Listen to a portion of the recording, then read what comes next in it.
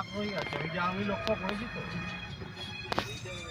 দেখে একবার পূর্ব জাল দেবো বিলাল ভাই সালাদের মাছটা বাটাম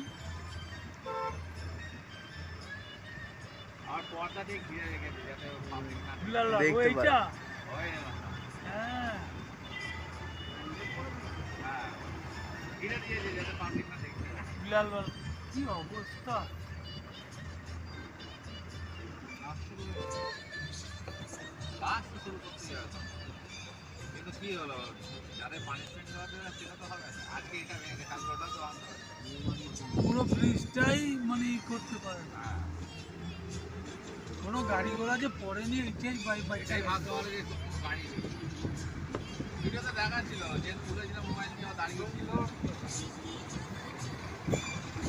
আরে বোধাই বীজ ভাঙে কি কই যায় ওই শালারা রে বাবা